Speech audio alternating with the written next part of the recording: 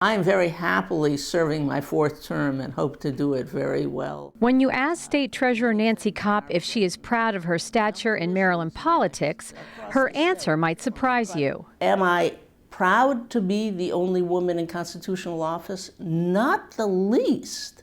There ought to be more. I think our state would be better, our politics would be better. A diversity brings with it different perspectives, different understandings, and the need to open up to different perspectives. Nancy Kopp graduated from Wellesley College in 1965. After that, she spent some time in graduate school in Chicago until her husband received a job offer from the U.S. Department of Justice.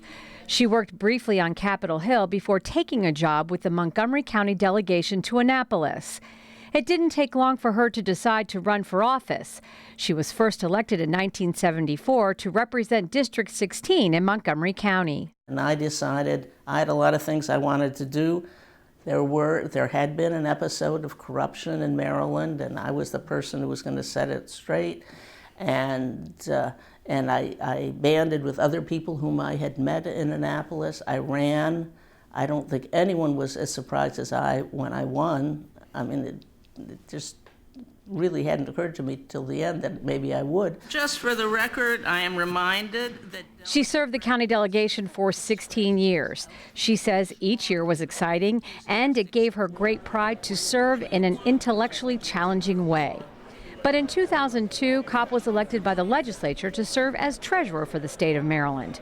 She is the chief investment officer for the state, is in charge of going to Wall Street and borrowing money when the state needs it, and she serves on the Board of Public Works with Governor Larry Hogan and Comptroller Peter Franchot, where the issues are state procurement contracts and capital construction projects. We each come from different perspectives. Personal perspectives and institutional perspectives. And no, we don't always agree. Often, however, more than 90% of the time, we do agree. Sometimes we do find there were errors in the estimation. And so therefore we correct it, and it's continuous improvement. I'm thinking more about the environmental or the heat retention of the building. And during her tenure as treasurer, Nancy Kopp served with a host of well-known officials, many of whom made headlines while she maintained her cool, unflappable style. You sit on the Board of Public Works with Comptroller Franchot, Governor Hogan. Talk a little bit about what those meetings are like. How does that dynamic work? Well, they're always very interesting. We often disagree in style more than in substance. And my style is very different than Comptroller Franchot's style. It's very different than Comptroller Schaefer's style had been. And the governors vary. O'Malley is not Hogan, is not Glendening, is not Ehrlich, is not Schaefer, naturally. The comptroller is much more comfortable using the board as a bully pulpit for a number of issues that may or may not be before us. That's not my style.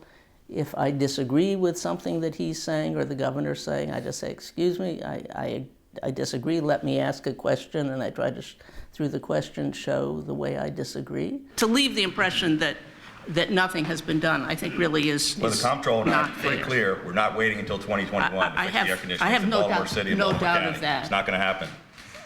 2016 will mark Nancy Kopp's 46th year in political office.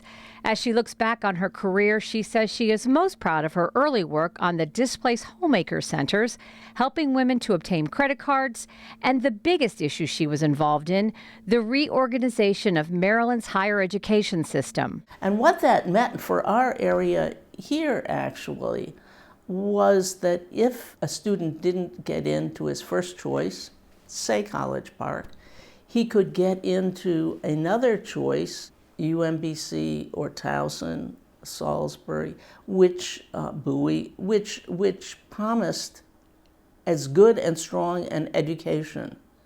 And that in turn allowed College Park to sort of rise into the major national research campus that it is now. Without the parents insisting that it not do that it simply be a comprehensive campus to which their children, mine and our neighbors, could attend. So I think after 20 years, it has turned out that it has created one of the best articulated and finest and most highly ranked university systems, not just the institutions, but the system as well as the institutions in the United States. Nancy Kopp's fourth term as treasurer isn't up until 2019. She says though the state took a hit during the most recent recession, Maryland's fiscal house is in good order today. With all that she's accomplished and the legacy she's created, is she looking to continue her quest beyond this term? Are we thinking about a fifth? Is that, or is it one day at a time? We're not thinking about anything except doing as great a job as we can for the people of the state.